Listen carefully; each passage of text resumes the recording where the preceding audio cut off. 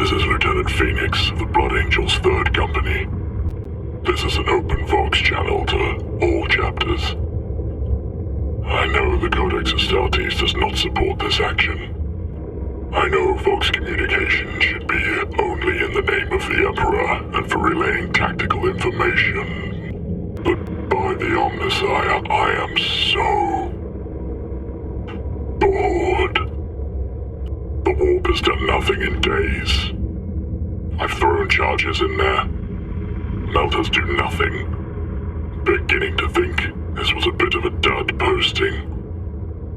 Does anyone have a podcast I could listen to? Just put it over an encoded channel.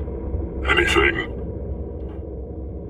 I'll even take K-pop at this stage. Ah, something stirs within the warp. The Emperor protects, but a loaded bolter. Never heard either. Box me something to listen to later. I have work to do. I'm still standing there.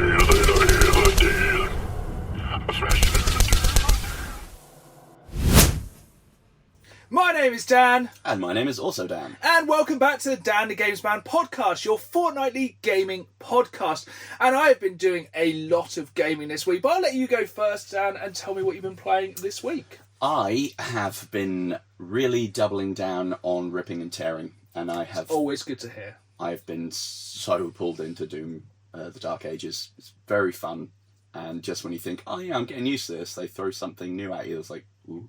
It does seem to be a really good kind of ADHD shooter, because every time you're like, I need something new. Here it is. You just delivered a new weapon or a new something or a new... Anytime I think, I could do with something fresh now, it goes, oh, okay, here you go. Like, Yeah, I'm only about 8 or 9 levels in, so I've done... There is some slight spoilers here, but if you've seen a single trailer or any gameplay of the game, you'll know. So I've done a bit where you first pilot the giant mech. Very fun. What did you think of Giant Mech? I enjoyed Giant Mech. It was very weighty. I think it was the perfect amount. I Yes. think any more. I did like just kind of big booting and like this is spartering things, like, especially when you throw that kind of big demon down the hole. That was very enjoyable. That's pretty metal. I also liked that there was absolutely no real benefit to destroying the little demon forces on the edge, but still. There was no real benefit to most of the bits of that section, but it was just... Yeah, there was not a single bridge I didn't walk through for the sake of walking through a bridge. Yeah, it's like, hey, some guys. No. Yeah, it's a real kind of power trip fantasy, that bit. 100%. Thoroughly enjoyed it. And then that was followed by the, again, perfectly normal dragon riding section. Which handled a lot better than I was expecting, to be honest. Real throwback to kind of Panzer Dragoon. Yeah. Very, very much so. Really enjoyed it. It's kind of constantly on that, is this too silly or is it good because it's silly? Yeah. It's almost like the sort of B-movie that sticks in a B-movie thing because it knows that's its niche and it works. And I think speaking of B-movies, once you see it, you can't unsee it. I feel like a massive influence, we were talking about this on the way here, massive influence on Doom the Dark Ages must be the 70s Flash Gordon film. I think it's definite. Because the King, I don't know who plays Doom for the storyline, but the King gives me real Brian Blessed, Hawkman kind of Flash Gordon vibes. And just it's basically a video game metal album cover. Oh, 100%. At all times, you could take a screenshot and it'd be like, yeah. It's all skulls and metal and pentagrams and demons and flying dragons and general ridiculousness. I've just found a new fun game for myself, and it's taking any screenshot and just putting your band's logo over it. That's a fantastic thing to do with Doom, actually. I really enjoy that. We'll definitely have to share some of those up on Instagram. That's a really good shout. But yeah, you're further ahead than me, aren't you? I think now we're right about the same place, because I think we're both around the, spoilers, siege area. Yeah, so the siege area is quite interesting. I was quite interested to see how the kind of open world areas do. It's basically like a large battlefield. You can go around in any order, do anything in whatever order you want, and rip and tear until it's done, essentially. Yeah, because I think it works quite nice with that sort of progression thing, and like where you have to go and get the keys, and it doesn't feel quite so prescribed as it would have done if it was a more standard linear corridor kind of A Yeah. to B thing. Yeah, I was a bit concerned, thinking, oh, it's going to be a bit weird having it in these large open spaces. But I love in that game how every time it gives you a new toy, it's like, oh, I hope there's not a massive area of demons around here. Oh, there was. And it just so happens they're weak to massive cannonball on a chain. You've just Brilliant. been given this gun which fires skulls. Thankfully, all these enemies have skulls. It's like, yeah, every time it gives you a new weapon, it throws a massive amount of enemies, weak enemies at you as well, just to decimate. Fodder. Yeah, I also like when you kind of...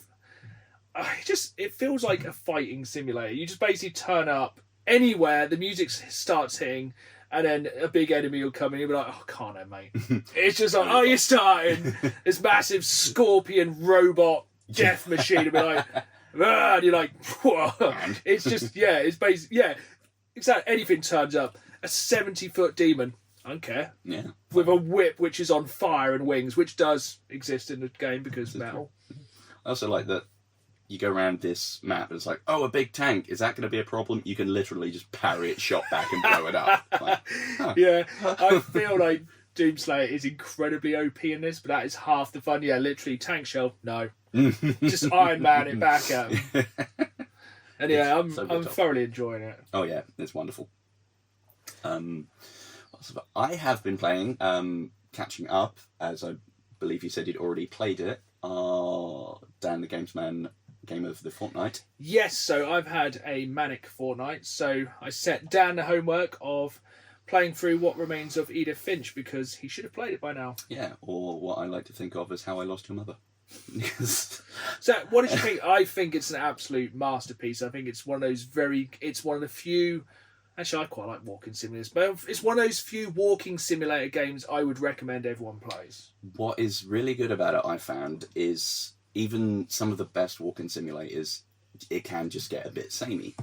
But, spoilers, even though I was probably the only one to not have played it at this point, every member of the family, you like go and look through a journal or a recording of theirs and find out about their last moments. And each family member, it's done in a different way. And I really like that because it kept it fresh. So basically a different style of maybe artwork or a different way of playing it for each one of them. So every chapter, as it were, played differently. Is a totally different kind of... Like, you go from being a baby in the bath... Yeah, that was weird. Which is quite weird, to being an owl. Yeah, I thoroughly enjoyed the one that was the pulpy horror comic. Yes, that's incredibly fun. I think my favourite one is the little girl where you're like, is she like a cat and you're climbing along the trees? That's really cool. And then suddenly, I was an owl. Yeah. And then you're just flying. It's so cool. It's one of those games. It's only about, what, under 3 hours? Yeah, I binged it all in one night. Yeah, fun. Definitely a binge-worthy game. And yeah, it's... Did you get all the achievements? Not all of them. I got a couple of the secret ones. Yeah, I think they're fairly easy. It's a really easy platinum or 100% achievements if you're trying to go for it. Yeah, it's very fun. Very enjoyable. Yeah, just not really like to say that one. It's just a really good game. But I have a lot to say about the other game I've been playing this week because I have completed Clair Obscur Expedition 33. Which sounds like it's probably one I won't be able to, but... I essentially became the god of parrying, which is not normally something I would say I'm good at, but I got pretty good at parrying because that game, you get good. You got to. Absolute masterpiece. Yeah.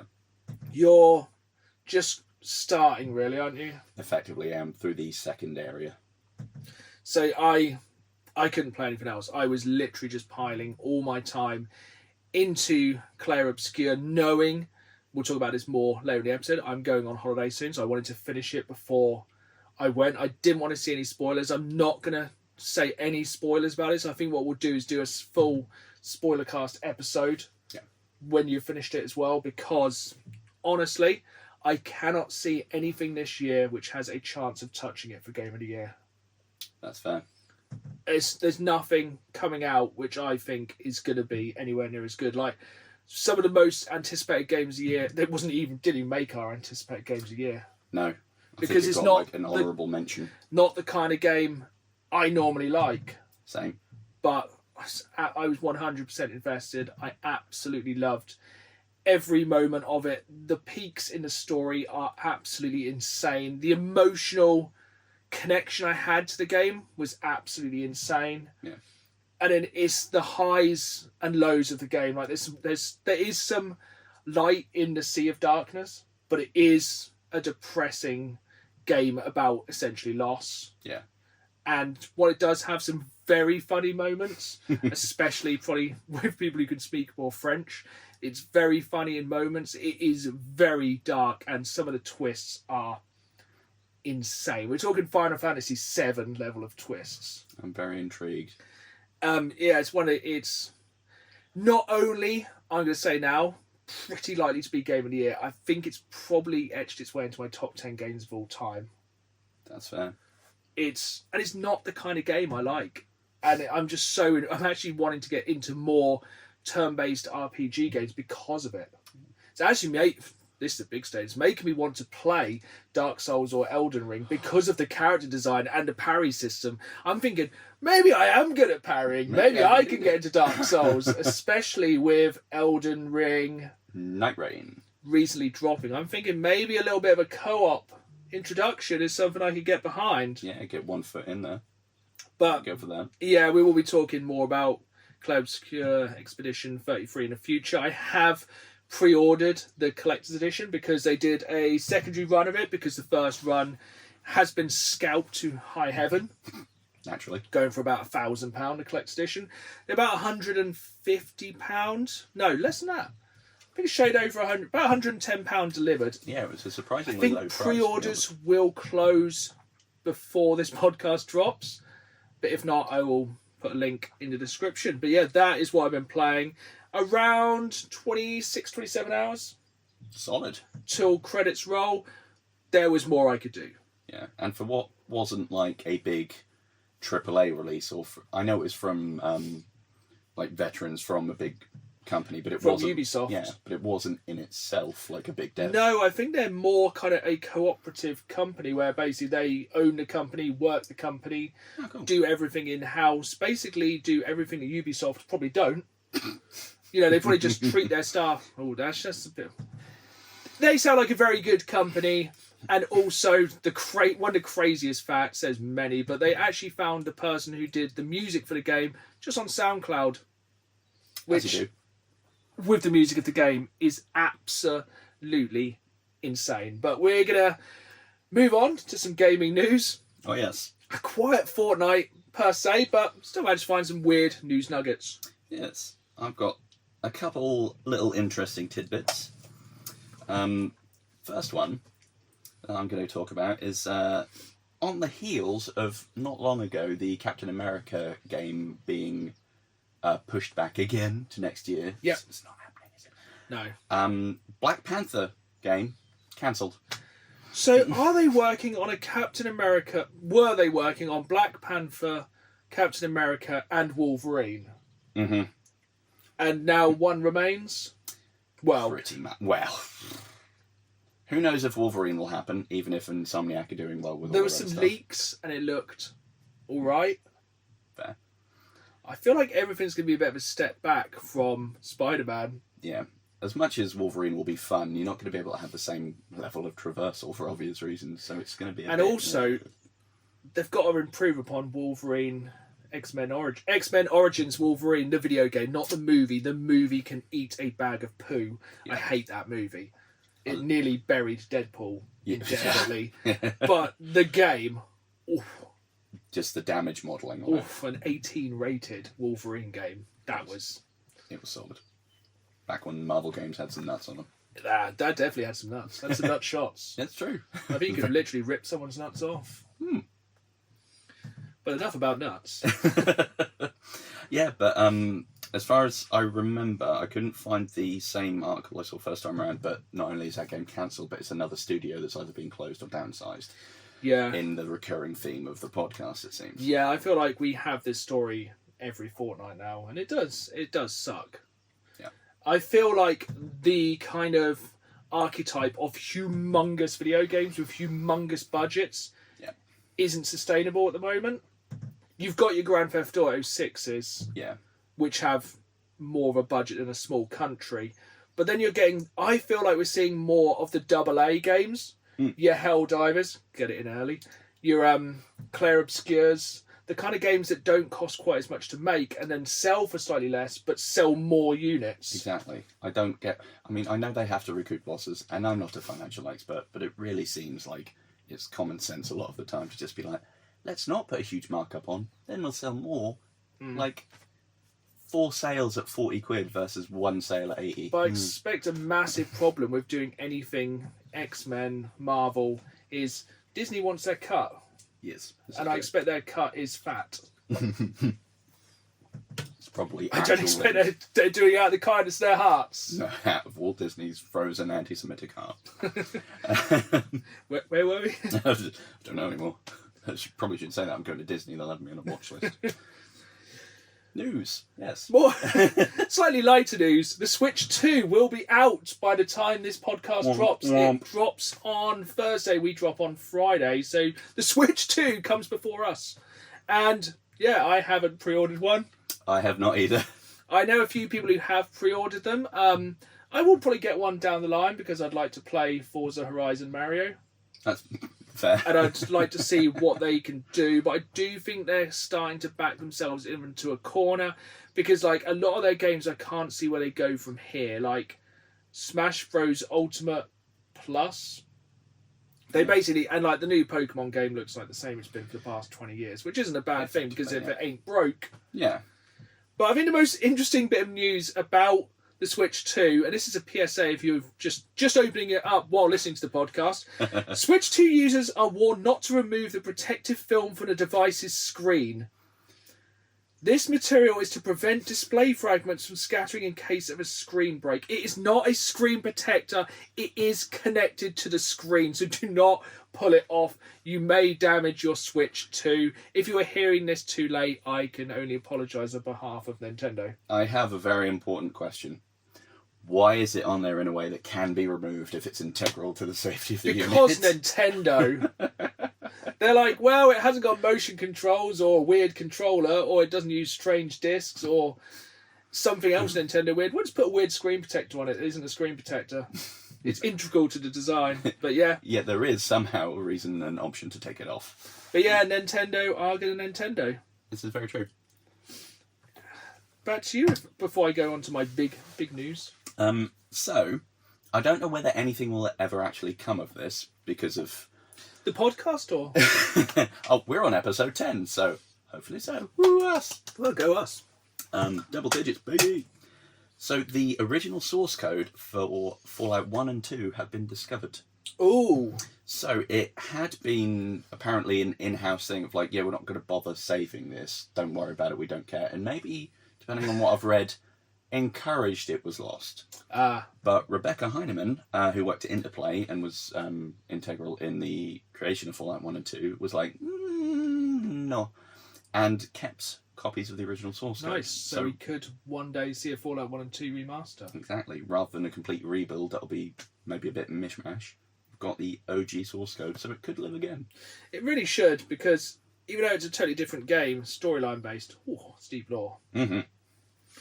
And so obviously recently we have had the news that the Fallout TV series is returning to screens this Christmas, which is very festive. And later on in today's show, we'll be talking about our top video game based TV shows after The Last of Us 2 finished this week. So that is coming up later. But should we cover the Helldivers news? Let's do that. This was really unexpected. It kind of took me by surprise. I didn't really think they'd go with it that way. So how much have you kept up to date with the war of Super Earth? So let me just do a little bit of a catch up. Basically, the Illuminates somehow just turned up on the doorstep of Super Earth, destroyed Mars, and they were like, we're invading Super Earth, which is the final boss of mankind. Effectively, yeah. Palpatine returned, and it was not good for anyone Yeah, involved. so basically, normally on Helldivers, they slowly make their way across the map. This time, boom, there. Yeah, they came out of the black hole, and bad things happened all around. And essentially, I think everyone thought Joel, the kind of games master of Helldivers 2, had planned for Super Earth to fall. Mm-hmm. But China had different ideas. Have you heard about this? Is it to do with the review bombing? So it did get review bombed, but then, for some reason, the entire Chinese player base all decided to jump on the same city and defend it. So essentially, on the Defense of Super Earth, I think there was 7 cities, all based on real-world cities, and they all fell, except I can't remember what Shanghai was called. Yeah. And I think hundreds of thousands of Chinese helldivers jumped on this one city and refused to let it go. I didn't realise that was the reason we won. That was the reason. That was the only one that didn't fall. That was the only one that didn't fall, and they got it back up to. They pushed the Illuminati. They didn't hold it. They absolutely obliterated the forces and pushed them off Earth because there was so many people messing with the narrative. I love that. There was even leaks of screenshots of saying Super Earth has fallen. Yeah. It's over. But I think basically the community just took an absolute 180 on it and went, nah. No. And that's why I love Helldivers, because we don't care about the story. Oh no. We're there for the diving and the liberty. And also the new troops. Yes. And the new president.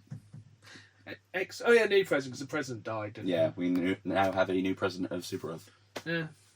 I didn't vote. Long may he reign. But a slightly more real world. Going off the back of talking about video game based TV shows, which we talk about later in the episode, like I said, Netflix is in talks over a live action Baldur's Gate show. Yes. Yes, please. And I made this point to you before, if they don't have Neil Newborn as Astarion. Why would they need to have the... First things first, if they do not have the voice actors as the actors for the cast, don't bother. Yeah, I mean, they did the facial stuff and the mocap. Just get them in there. They basically all look the same. We've all watched them, well, the nerdiest among us have all watched them play D&D as their characters. Yep. Like, yes, you may have to put a wig on Astarion, but... His face looks the same. His voice, when he's talking normally, is only... His mannerisms. Yeah, he's just the type... He basically just amplifies it by like 0.2%, Yeah, and then it's Astarion. absolutely fantastic actor. Wonderful. But yeah, that's if they mess that up. The only thing I'm thinking, it probably will need a Rings of Power-esque budget. This is true. That's the problem. It's going to have to... Unless they go to kind of Vox Machina route of doing it animated. That would be fun. Which, no, I think the article I did read said live action. It said live action, so yeah, it's going to be live action. So yeah, it's probably going to cost money, but Netflix does have the money. They have all of it, and if they run out, I guess they just print some more. Yeah, or just put up prices. No, not again. So I got one large piece of news. If you'd like me to jump in. Sure. So, big Warhammer gaming news, and I do mean gaming rather than tabletop. I'm sure there's a lot of tabletop news as well, but we have only got about 65 minutes to this podcast. So, Skulls 25, the Warhammer Games Festival, was over the past 2 weeks, and oh my, we got some good announcements. So, first of all, this is something we have wanted for a very long while, and we have got it. We have not got long to wait. On the 10th of June, 10th, baby. A couple of days after this, Space Marine Master Crafted Edition drops on Games Pass. Fudge, yeah. They are re-releasing the first Space Marine game with increased graphics. Hopefully, enemy. Oh, it's just... I'm so excited. And I just cannot hide it. 14 years later? It's... And also, coincidentally, it's a game I never finished because I could not beat the final boss. Oh, fair. I love that game. It was actually the thing that got me interested in 40k Universe. I'm sure it was for so many people. It is slightly weird timing. A little bit. Between Space Marine 2 coming out and Space Marine 3 being announced. We've now got the remake of the first one, but it makes sense. I cannot wait to kill me some orcs. Yep. Blow up them little bomb squigs. They're very fun. But yeah, they announced lots. So also Dawn of War Definitive Edition for Steam. Amazing. Which is one of the greatest RTS games of all time that you haven't played. So you definitely need to play it. Also, I don't know if you saw this, they announced Bolt Gun 2. Ooh, cool. Which is, if you haven't played it, is a heavily retro Doom-inspired 40k first-person shooter, boomer shooter. Full-on boomer. Really, really good game. And it has a specific button for shouting Emperor-based phrases for. I enjoyed that thoroughly. Insert one here. Eat bolt gun! There we go. Also, the game that no one knew they wanted, Warhammer 40,000 Bolt Gun, Words of Vengeance. What do you think it is? Is this going to be like Typing of the Dead? Yes, it is. It's a free typing action game which is available right now on Steam. Come on. Warhammer 40,000 Bolt Gun, Words of Vengeance. And yes, they are the exact word you'd expect. It's for the Emperor, Purge the Xenos, stuff like that. It looks absolutely incredible. That's wonderful. I love it. And then the other thing we have been waiting for so long, which I know we are both going to be jumping back into, Space Marine 2 Siege Mode. Siege, give me the siege. Essentially, Horde mode, as many Tyranids as physically possible. Just chuck enemies at us until we die. My bolter will glow. It's going to be a great way to actually upgrade the character, level up as well. You're going to be able to get a lot of just points and XP grinding. I'm going to put that on some mad difficulties. Just stand over my heavy bolter and just turn things to mist. Yeah, no heresy here. It's going to be really good. That's really exciting. And this is exciting for future Dan, because the next game I'm going to be jumping into after my holiday, after doing the Dark Age of Decide, is going to be Warhammer 40k Rogue Trader. Ooh, solid, yeah. Which is essentially Baldur's Gate 3, but 40k, isn't it? Yes, and that recently went onto Games Pass, did it not? It is on Games Pass, yeah. And on 24th of June, it adds the second major DLC for that game, which adds a new Adeptus Abates companion. I'm terrible with some of these Warhammer words, so apologies. Purge me. It adds battle familiars like cybernetic eagles and cyber mastiffs. Nice. So you can basically add a pet, and there's a new 15-hour story quest that follows the arbitrator's challenges on board your vessel. Sweet. So yeah, more 40k coming your way. Glorious. And yeah, one you can play co-op. I don't think it is, unfortunately. Ooh. But it's a very exciting one. But speaking of very exciting, we have finally the conclusion of our March Madness in June. So, Dan, fill us in on what's happened so far. Many the things. Abridged version, because there's been a lot happened in the past few months. Many have fallen, and the brackets from the random spinners that we collected and created all of our brackets have led to a final fight between Starkiller from the Force Unleashed games and Ash Ketchum, with not only all of his Pokemon, but also the Babadook and the Batsquatch. Yeah. And I didn't realise until watching back the backlog of Rick and Morty episodes I had that they kind of did this. Really? Rick trapped a Bigfoot in a Pokeball for fun, and then at the end of the episode, trapped the Pope in a Pokeball. Makes sense. I mean, yeah.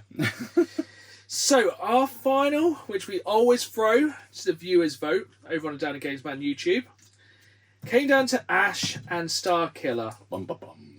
Now, I don't agree with this vote, but it has been a community vote all the way through. So, it's a 61-39 split.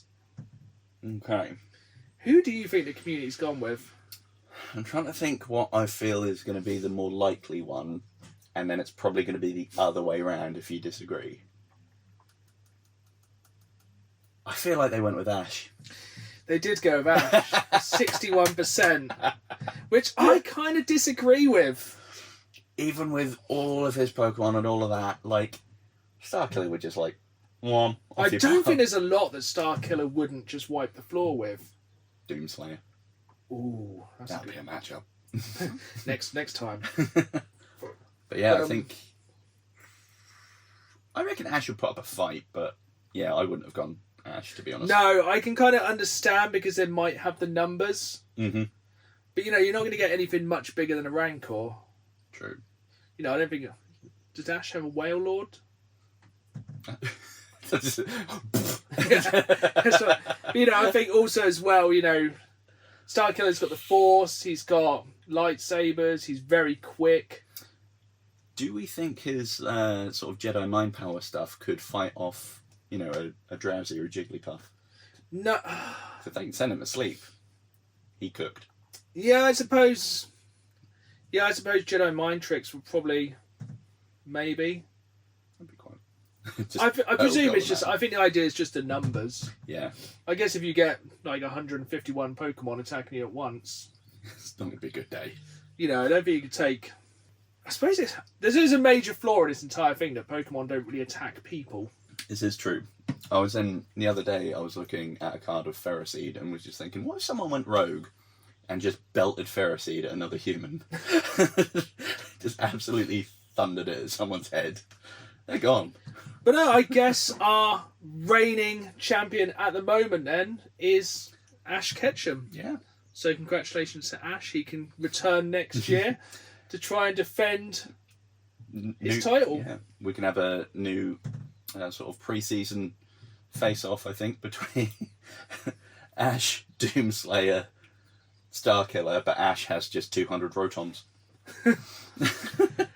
But that brings us very nicely via segue to this week's Reddit story handpicked by my wife.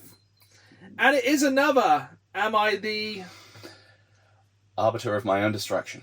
For demanding my brother pays me 10 grand for the Pokemon cards he stole. Huh. So, brother stole £10,000 worth of Pokemon cards and sold them, refusing to give money back, considering taking legal action. Mm-hmm. Now, this one's going to hurt Dan a lot more than it's going to hurt me, because we'll be talking a lot more about Pokemon cards very shortly, which makes this way funnier. So, I, 21, male, have been collecting Pokemon cards for a few years. I've spent thousands of pounds and spent countless hours collecting specific cards and sets in the right condition.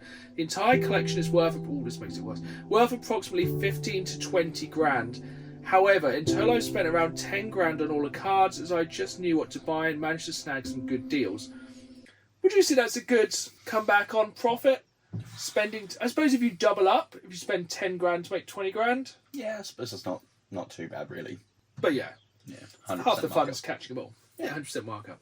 Anyway, I've been at university for the last few years, and whilst I was away, I keep the majority of my collection at my parents' house, which is where I stayed when it's not term time, stored safely in my cupboard. My brother, 24, also lives at my parents' house and is aware of the collection, as are my parents. However, they are not aware of the value of the cards, just that I collected them and they meant a lot to me. I just came home recently after term time finished at university. When I came home, my collection of Pokemon cards was nowhere to be seen. I asked my parents and they said they were not sure. Then I asked my brother and he denied knowing anything, but I could tell he was lying. I kept pushing it and got the parents involved, and eventually he told me that he needed money and sold my cards to a local shop. Oh dear. For $1,000. £1,000, sorry. No. 20 grand's worth of Pokemon cards. £1,000. At this point, I went crazy, shocking, and screamed at him and had to leave the house to cool down, because not only did he steal the cards and sell them for 1/10 of the value, but also this was 90% of my money because I invested in all the cards. Ooh, that's a dangerous way to invest money. Ooh, it's 1,000. It's selling it for 1,000. Oh, that card shop owner. What a dick. After returning home, my brother and parents spoke to me and apologised. My brother offered to pay me back the £1,000, and I explained how much the cards are worth. At this point, my brother laughed as he didn't believe me, and I started to show him on eBay. Then he got mad and said he could not give me more than £1,000. So the son's only offering to pay brother's only offering to pay £1,000, which is what she got. Brother needs to sell a kidney. Or buy many packs and gamble. My parents are also shocked and still don't think they understand that they were worth so much, as they were taking my brother's side and said it was too much for pieces of cardboard and I should accept the £1,000. I spoke to the shop and they've already sold 90% of the cards. It had been a few weeks since my brother sold them. Nothing has changed in the last few days. I haven't spoken to my parents or brother, and I'm demanding to get at least 10 grand back. They are flat refusing and saying £1,000 is it. As a result, I'm considering reporting this to police and seeing if I can take legal action. However, my brother does not have a lot of money. He cannot afford to pay me 10 grand at once. Additionally, I'm worried he may lose his job and my parents will keep siding with him, but I'm not sure what to do. Would I be... If anything else, it swears I'm too angry about this story. Would it be mean to report this and use legal proceedings to try and get my money back? That's a really difficult one because it's a family. If it was not a family member, take him to the cleaners. 100%. But Because that's going to fracture the family, wouldn't it? Yeah. I feel like you'd have to kind of set up some kind of payment over time. Yeah. Because I think I can't believe that the brother would spend that long collecting Pokemon cards and no one would notice. Yeah. And I'd be at like, no point did he discuss the value of anyone. I bother my wife with it all the time. Yeah, that's what. Oh, goodness. I feel like we should use our one swear and bleep out for this one. I think we can save it. Yeah, the comments aren't really. Oh, man. Yeah, a lot of people are saying that he should sell stuff to cover it. Yeah, I think a lot of people are like, also should be paying back the entire value of the card. It should really replace like for like. Because there's a lot, as you know, there's a lot of work going into Pokemon cards. Because, you know, it's not just a case of you have to hunt them down, don't you? Yeah. Just yesterday, my friend was telling me a story about cards. So there's a set, Evolving Skies. Yeah. That single packs go from anywhere from about 28 to 35 quid. Yep. And our local card shop got some of them in a while back, and they limited it to 3 per customer. But as they knew him, he's like, I actually want to get 3 of these for my friend for his birthday. And they're like, yeah, cool, that's fine. He opened his 3, and he got some okay ones. The other 3 were then just sat in his room for a while, waiting until he saw the friend next. Gave them to him for his birthday. He opened them, and I want to say it was maybe, what did he say? I think an Umbreon VMAX or something. Ooh, nice. He then went and sold for over 1,000. Dick move. I'd have been livid. I would have been livid. Like, here's your present. Should have kept that one. Yeah, I feel like Pokemon cards are not a good gift to buy. Same as lottery tickets. Yeah. Or scratch cards. I always find it really awkward. Like, my family quite often gift scratch cards at Christmas. We have like as a table kind of favour jobby. Yeah. But like, imagine if you sit there and scratch and go, oh, I've just won £1 million. Anyway, I'll be off now. Yeah. I'm going to go have a really fancy dinner somewhere. But speaking of Pokemon cards, Yes. you've actually managed to secure some Team Rocket. What packs have you got? Ooh, there go my sleeves. No! I've got 4 fresh, minty packs of Destined Rivals. Oh, baby. I went to a nearby one-stop because apparently they always have Pokemon cards. Yeah, this is a Danny Games Man podcast top tip. If you are looking for Pokemon cards, go to One Stop. Especially if you live in a smaller town or village. They will have some fairly obscure packs. Yeah, and they only come up at like $3.99, Yeah. which is pretty good. But yeah, some bugger had bought most of the boxes, which was a bit of a shame. So, do you want to just open one? Can open them all if you want. I think you should tell. Would you like to open some? Not after the story you just told me. See what we But got. yeah, these are pretty hard to get at the moment. I got some Japanese ones a couple of weeks ago. They were really cool. Yeah, I think These are all the new Team Rocket themed ones. So what are you hoping to hit? So I think the big chase card is was it Giovanni's Persian special illustration rare? Oh, he's I think done the that's trick. The big one. He's done the trick, kids. Oh, it's just the energy. Got a little Mareep. I kind of like this guy. I only found out about him recently. Tarantula, little fun spider boy. I like him. Standard. Every pack's got to have a Rattata. I want to see something shiny. He is. Ooh, he's hiding in there, look. See what we got. Arcanine, good one. Nose pass. Ooh. Nice funny Spidops. Well, that's quite a powerful card, to be fair. Yeah, as far as the meta goes, I was talking to someone yesterday, that's actually a very good one, because you can do a lot of energy building on that. So that's not too bad. Oh, good pull. Decent cards for building a deck. Do you want to rip another and we'll save 2 for later on? I like it. That's a fair shout. Some people will probably really enjoy it. If you're watching a video version on YouTube, this is probably way more entertaining than the audio version of us just looking at Pokemon cards, but we'll be done fairly soon. Maybe for the audio, I'll just put some silly music on. Yeah. Just for funsies. We're not the Pokemon feed, so we get copyrighted. That's true. Or I can just do like a version of me humming it on the kazoo. Alright, let's see what we've got. Hang on. Let's just... There is something. Ooh, it looks like it's not a Is it Fire Energy? special rare. Mankey. Got another Mareep. Another Tarantula. This Another Rattata. is strangely similar. Oh, someone called Ethan. That's a new one. Crustal. Ah, crab. Yeah, that's fun. Another crab's treasure. Beldum, and that's kind of fun. Oh, that's quite a nice one. Or like, It's alive. lightning. Thunderclap Pokemon.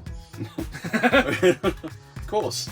So no big pulls, but some nice ones. And this is the kind of entire... I think half the thing with Pokemon is you have to... I enjoy the artwork. That is my favourite thing. 100% is the artwork. And, yeah, there's some good ones in there.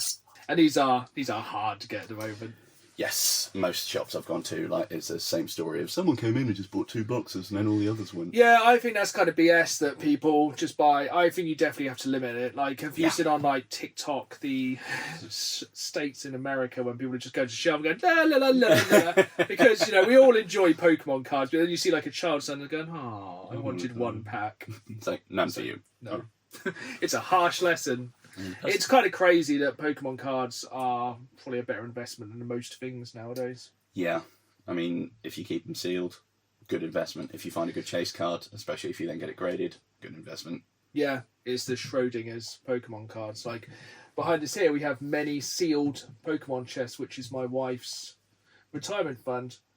There could be a ridiculously rare card in any of these, but that is the thing of keeping them sealed. They have a specific value when they are sealed, but when they're opened, that value drops exponentially.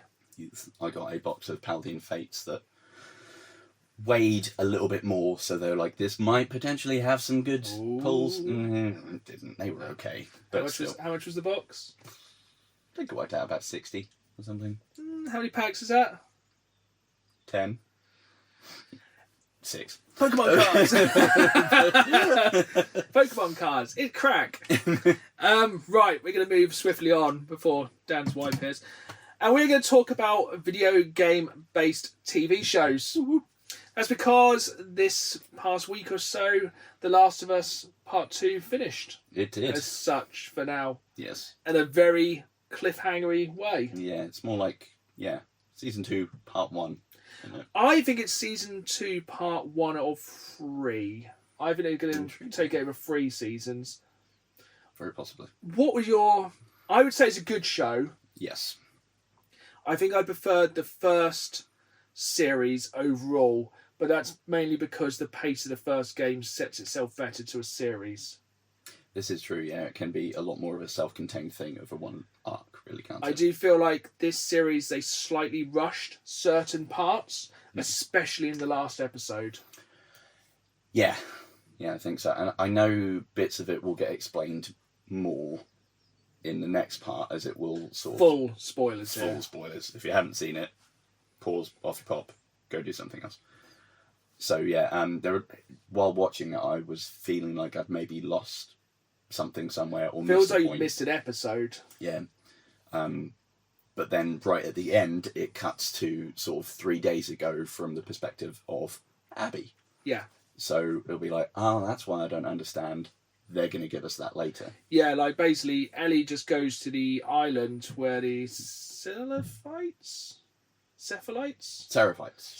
live, and he goes, anyway, I'm off now. That was like less than 5 minutes of the show, which is quite an integral part of the game, and then just disappears from there. And a lot of that middle section of the game goes very quick, but I reckon it'll be a lot more in depth with seeing Abby's point of view in Season 2, Part 2. Yes. Especially seeing like the inside of, I'm just going to call it Diamond City. Yeah, why not? Because there's obviously a lot more going on there, and the way that angry wolf leader bloke was like, it's very convenient they've gone missing today. I'm like, I just quite liked him as a kind of added character. Yeah, he was pretty cool.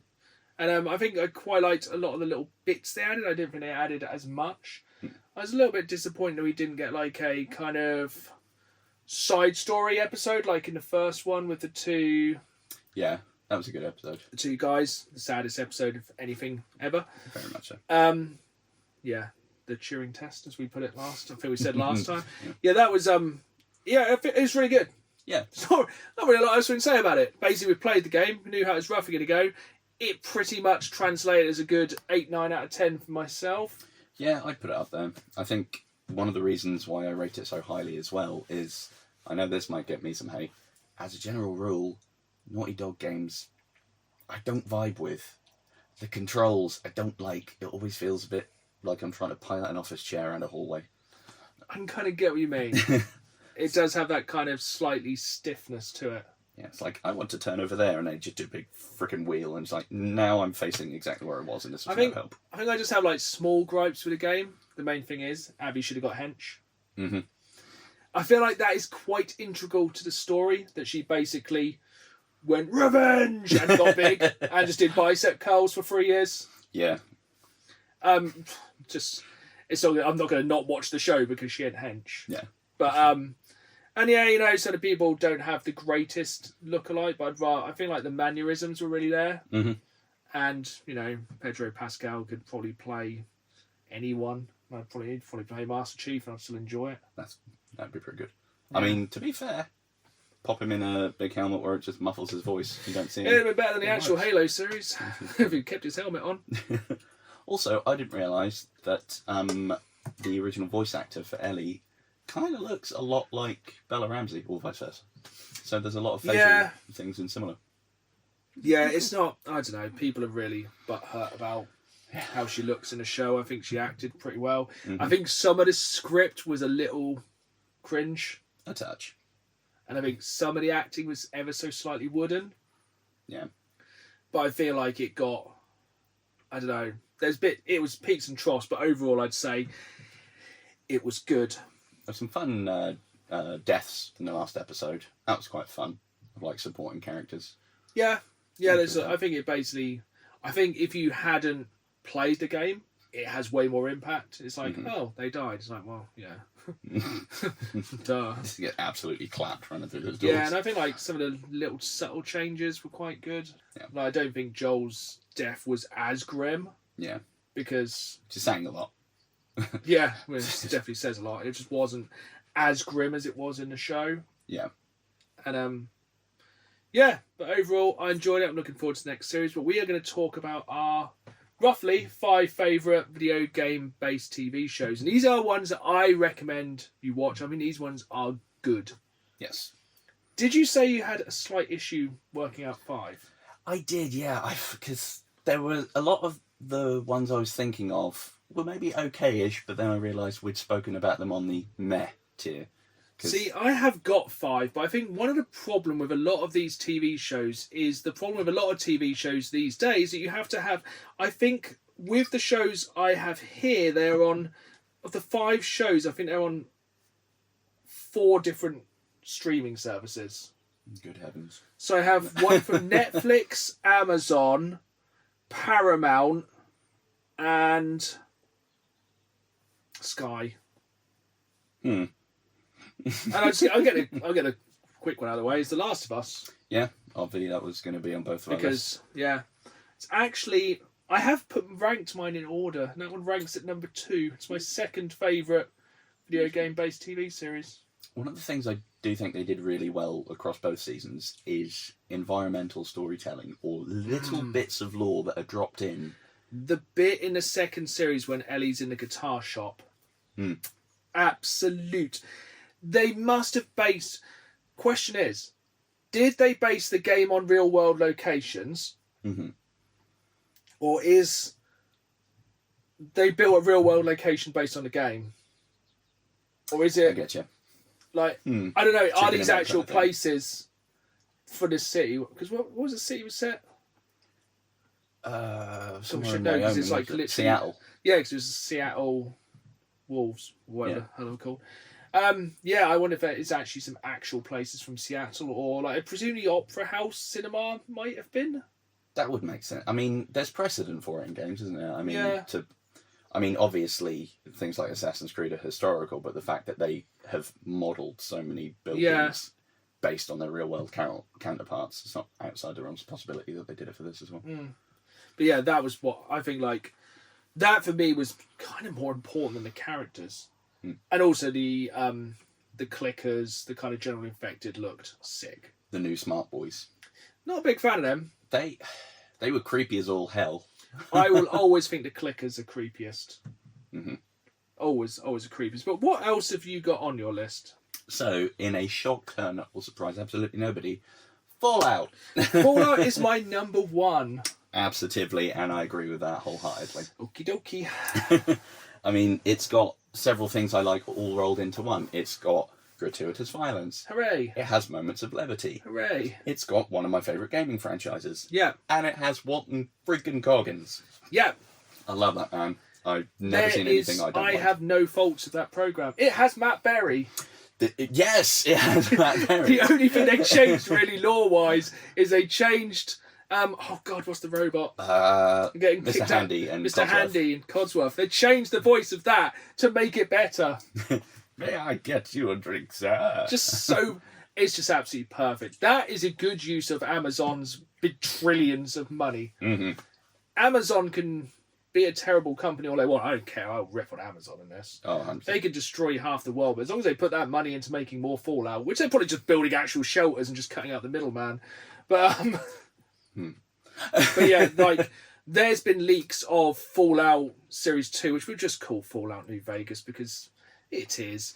And that looks incredible. Like roll on Christmas. 100%. I'm going to say only gripe, and I'm going to say this isn't about the show, it's about like the media. The amount of things that I've seen that are so clickbait. It's like, oh, it's leaked, confirmed. New Vegas is going to turn up. It's like, yeah, it was in the last episode. I was going to say, that's like saying there's going to be nukes. It was literally the end of the last episode. They rocked up at New Vegas. Yeah, and the whole ending credits. You even saw Death Claws, I think. And I know we've spoken about it before, but New Vegas is my personal favourite Fallout game. And I just love the vibe of it, so I feel like it's going to turn it up to 11. Yeah, and we've got confirmed Caesar's Legion. You can see the strip because go anywhere on the internet. They're all the leaks are there. And I feel like now, because the end of it was Lucy and the ghoul sort of got... It's going to be more of a maybe buddy cop kind of thing than the occasional bit in like Prisoner and Captain. It's going to be like a weird... Yes, but I suppose most of the time in Fallout you've got a companion. Yeah. It's no Boone, but No. will Boone be in the new series? Oh, I hope so. Because I have seen they have got a shot. There is a leaked shot of the dinosaur. Yes. So yeah, I'm really hoping that one comes out. But yeah, I'm going to go with... We'll move on because we'll definitely come back to that Christmas. Oh, 100%. Probably the Christmas special. Just bang on about Fallout for 90 minutes. So number 5 on my top 5 is Twisted Metal. Yeah. Because it follows the source material of the game enough, but it actually fleshes it out to make the world of Twisted Metal more interesting. I do, 100% agree with that. Because at the end of the day, chuck 8 cars into a battleground, let them fight, that's not really a TV show. No.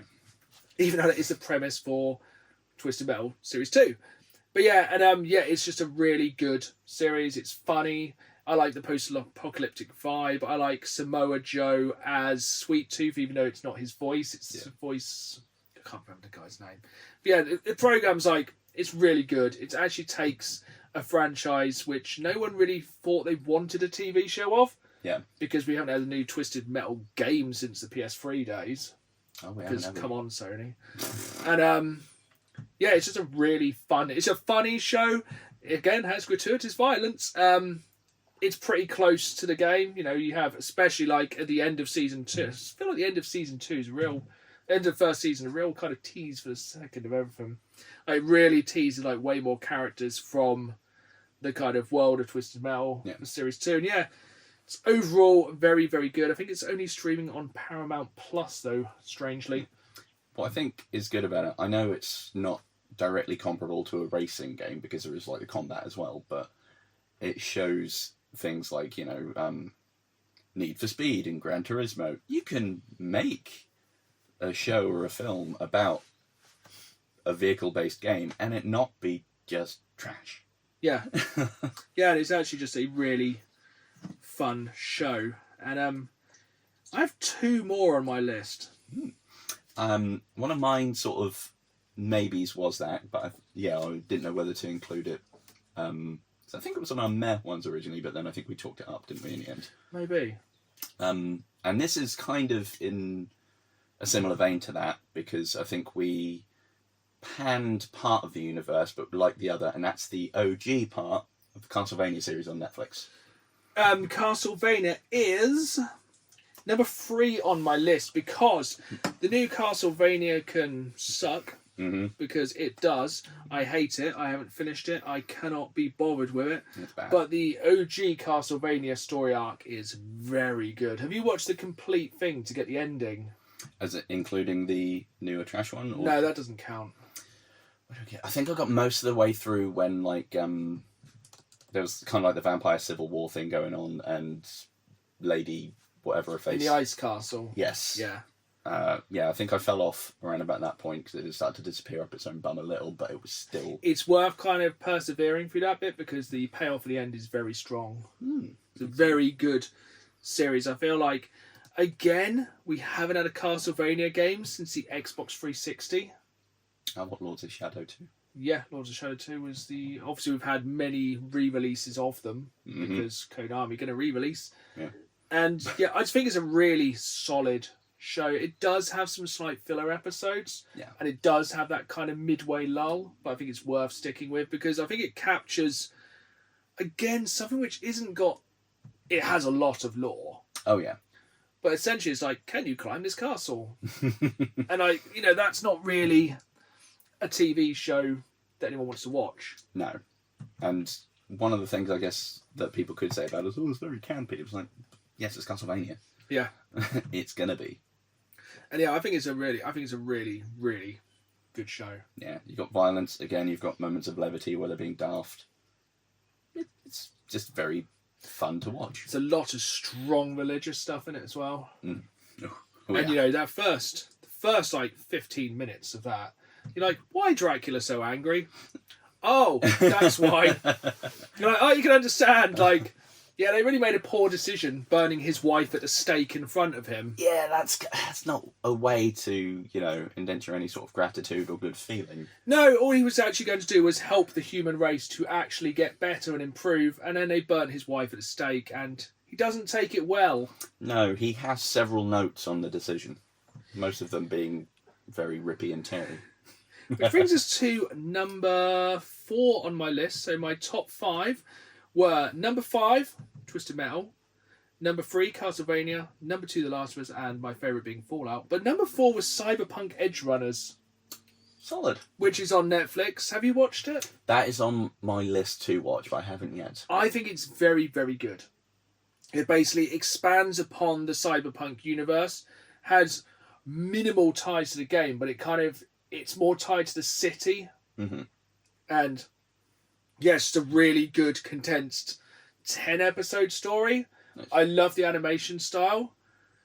The theme tune at the start, which is Franz Ferdinand's This Fire, Excellent. which I did not think would work, but by the end you're like, yeah, this song slaps. You're like, how have you managed to bring back like an early 2000s indie song to be like the song of Cyberpunk? Because obviously in Cyberpunk they have oh god, what's the name of the band?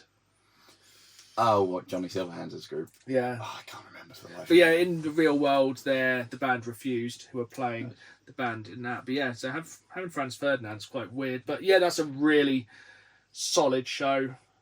Really, really good. Definitely check it out. And a timely mention as well, as there is now going to be the complete edition of Cyberpunk also coming to Switch 2. Yes. And they have said that they now have fully kicked into gear on Cyberpunk 2, and it's going to be set in Chicago. Yes, I'm very excited for that one. Which I imagine will be a different kind of hell, but in a fun Yeah, I think way. it's good. I'm really, really excited for it because like the last one was so good. It was one of those ones, it took a while to get itself going, but then when it got itself going, like, it was such a good game. But we are coming to the close of the podcast. And we have a couple of questions from the public. I'm struggling to find one of them, so we may have to roll that one over to the next week. So apologies for that. But what we do have is an absolute plethora of questions, all from viewer John Gamble. So we're going to try and smash through all of these. So I think a lot of these are aimed at me, but I'll let you jump in as well. So first question is, what's the one game that you want but still don't have? I think you can jump on this one as well. Oh, good heavens. I'm going to say And even though like I own versions of this, there's a particular one I want, and it's the collector's edition of Oblivion. Oblivion. Is that the one with the big dragon like that? It's actually just the one that has the like the actual septim coin in it. So you actually get a nice little metal coin that's like classy. Yeah. There's people like, has it got a giant dragon statue? And you're like, I just want a coin. It's like a currency piece. But yeah, I think that would be mine actually, because that's a very nice one. Yeah, it's very pleasing. I like a coin. Shockingly, I have many. I think one of my most wanted things at the moment is just a Doom helmet. That is fair. I don't know whether to go for the Doom Eternal Collector's Edition or the Doom the Dark Ages Collector's Edition to get the helmet. They're about the same price, money, and yeah, I just want a Doom helmet. Fair. Basically, you know, why beat around the bush? Why not both? Next question. One for ripping, one for tearing. Next question for John is: what is the most money you've spent on one game? We kind of touched on this on the last episode, didn't we? Because I kind of have a thing where when games are over £100, I start to question if I'm getting that money's worth. Yeah. Or if I'd rather get... I think about 100 is around... I reckon 150 is probably about... I reckon 200 is the most I'd spend on one game. That's fair.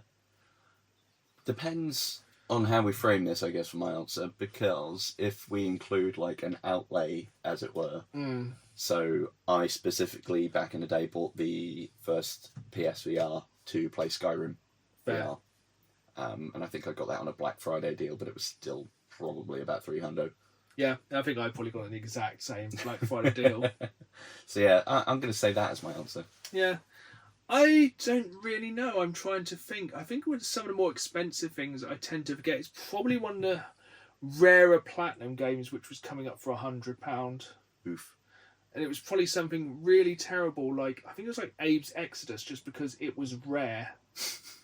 But it is very soon going to definitely be Silent Hill Platinum, which I'm going to have to pay over £100 for, which is going to suck. But I think the one game that I'll happily drop like for about 150 on, if I ever find a copy in decent condition, would be Castlevania 4.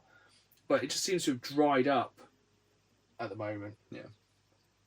Next question: when are you going to finish the CEX World Tour? So some news on this. The reason I'm going on holiday a few days up. By the time this video drops, there's so much time travel in this few days. By the time this video drops, I will be on holiday. I'm going to Scotland for 3 weeks and doing the NC 500. So that's when I will be doing some of the more northerly based CEX stores. But it's not a travel trip to go to CEX, but there will be some CEX ones. And it's basically, I just need to do a bit more travelling, and haven't had the time recently, because normally I will go somewhere and there'll be a CEX in the area. I just either keep going back to the same places or not going as far. Yeah, and I think we spoke about this, I think, last time. The furthest flung one is Australia somewhere, isn't it? I think. Yeah, the first is Australia, but I will be going to the most northerly in the UK. Nice. So, you know, that's I'm just picturing it right on the cliff somewhere. Something like Father Ted. Yeah. Next question. What is the oldest game and games console you have?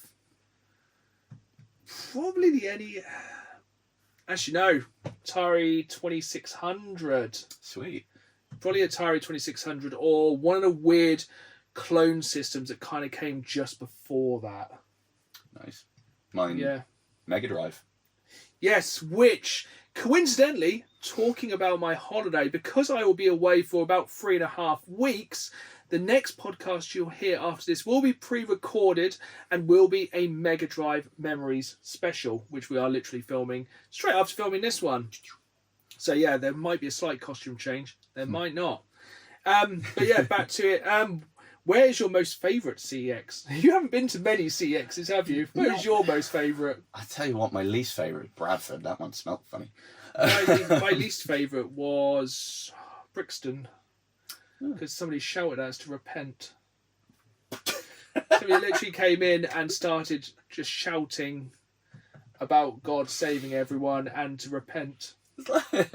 And this was a tall man. He must have been over 7 foot in a suit, but no shoes.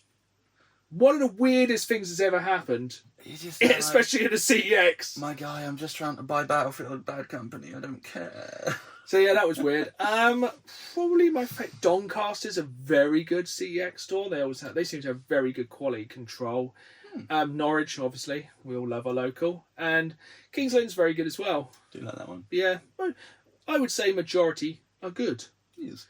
But last question: what was the best bargain you got on a game? Now my bargains just go weekly. I like to basically get a weekly bargain. Fair. I feel if you listen to this podcast the day this drops, watch my video on YouTube the Saturday night, the NES Top 40 of 40, because in there I have 2 of the best NES bargains I've ever found. Solid. Like, definitely. You can see one from here. Yeah. It's a. I've fought the urge to look at it while I'm It's in a the room. minty boy. How about yourself? What's your best kind of gaming bargain? 2 spring to mind. First one being when I got Watch Dogs 1 at launch. Yeah. They were like, also, we're doing a deal where you can get Black Flag for £5. I'm like, ooh, okay. that's a good deal. And the other one was, for some baffling reason, I went into Tesco once. Not that I went in. That wasn't baffling. I needed food. But they had the, the complete edition of Horizon Zero Dawn in there. Oh, nice. All of the content in there for £8. That's a lot of content for Yeah. £8. And- Very underrated game. I rate that game very highly. And that was still pretty new when it came out. And Yeah. I was like, I'm going to buy this before they realise they'd made an oops. Solid game. Shall we end with some more Pokemon cards? Because imagine if we end on a big hit. Oh, This is either going to be a massive ending or a massive anticlimax. Yeah, a little bit of a womp womp. Is this the one with Giovanni on the packet? This is one with all my boys. You've got Hat 1, Hat 2, Red Head, Purple Head. As they're known. I don't know who they are. You're going to really get ostracised by the Pokemon card community for your lack of knowledge. He's just a poser. He doesn't even like Pokemon. We're just trying to pull the big hits to sell to people. This rubs off at the end of the day. It's just a transfer for bubblegum. Bliplug, Larvitar, I like him. I think there's something very good at the end. There actually may is. well We're not building tension here. I mean, he's kind of weird, but kind of fun and cute as well. I don't like him. Again, hopefully you're watching a video version, otherwise 2 grown men. Also, he's cool. I think we've got some good ones here. New pack dropped on TCG Pocket as Yeah, well. And join I'm that. learning some new ones. Yeah. I didn't realise there's a Pokemon called Guzzlord. Oh, Gonna look leave up that where it Guzzlord's noise. Ooh, shiny. He's fun. Fun little Zamazenta. It's actually 2 Zamazentas I've got. I opened one pack off camera and I got an illustration rare. Right. Which I haven't checked the value of. No pressure. Does it feel heavy? The last pack, actually, I'll let you. Heavy with anticipation. So it's the Mewtwo, my boy, Giovanni pack. Hopefully it's good news because the boys are all there. Boys are pack in town. Name of the podcast, right there. Let's have a little. I miss the shiny energies. Mm-hmm. Could be interesting. Could just be regular shiny. Could be. Come on. Like, get on with it now. Dottler. No, just come on. Let's get something good. Team Rocket Great Ball. I haven't got any rocket energy so far, which is a little bit annoying. Rapidash. There is! My boy! Dan's least favourite Pokemon, the Rotons, and... Drowsy, and Ooh! That's pretty. Nice little Cetoden EX. That's a nice little... I don't know the value of it, but yeah, that's a really nice card, actually. Yeah, enjoy that. He's quite fun. Yeah, that's a... There we go. We managed to end on a high. That's a nice card. At the end of the day, I like the nice cards. Exactly. They look cool. Like, I've only ever bought single cards if they're just ones I like the artwork and the Pokemon. Like, I bought a Bella Bolt. Didn't need it. Liked it. And now we'll cut the camera and Dan will open thousands of packs furiously looking for one chase card. But I hope you've enjoyed the podcast. If you did, make sure you leave a review and hit that follow button. And remember, you can watch the video version every other Friday at 5 PM live on YouTube. So I hope you've enjoyed the podcast and we'll see you all soon. So it's goodbye from me. And it's goodbye from me and my packs. And as always, keep playing the game. See you soon.